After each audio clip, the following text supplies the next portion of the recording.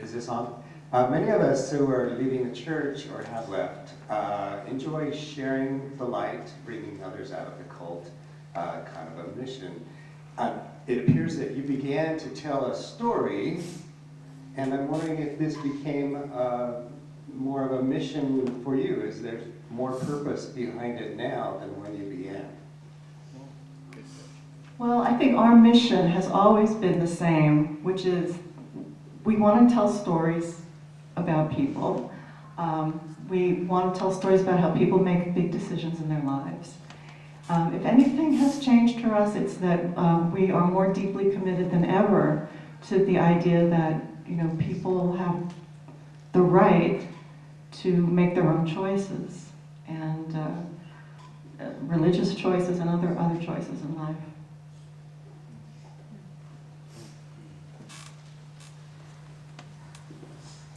I have a question. Yes. Hello there. Sorry, I forget I'm 5'2". What would you say if somebody asked you if this film is anti-Mormon?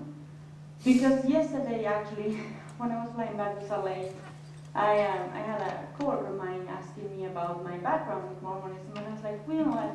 I'll tell you all about it if you promise me not be judgmental and just listen. And I told him, okay, this is the film. I show him the website. So now, would you? And he said, well, I don't know if I want to watch the film, because he showed me a film about Jesus Christ, and I was like, I'm willing to watch the film. That doesn't mean that I believe it, but are you willing to watch mine?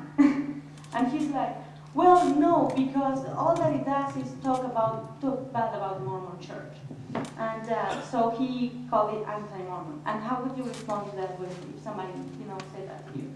Okay, I know that there are people who will accuse us of being anti-Mormon.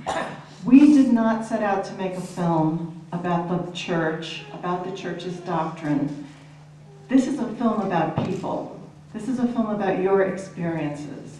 We were just documenting your experiences. It was not an attack on the church or on its theology. Some of you might have heard the podcast we did the other night.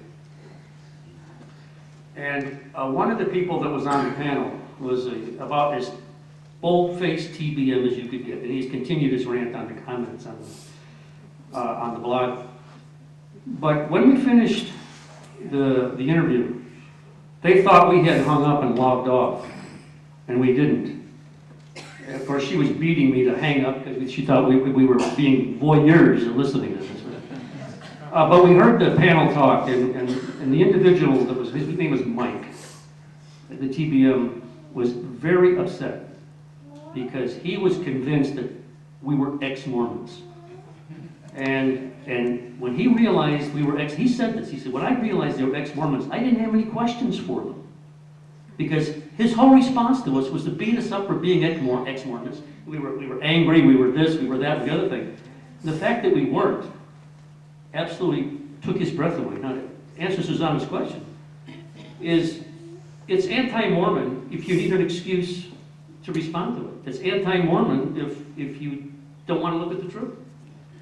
And it can be anything you want it to be. What you bring, huh? Pro-truth. Pro-truth. Yeah, that's even a better way to say it. Pro-truth. For us, we see some quirky things, some things. In fact, we were asked on the blog or on the webcast if it was a cult. You believed, and Mike asked, you believe this is a cult? Well, what I believed and what I said are two different things.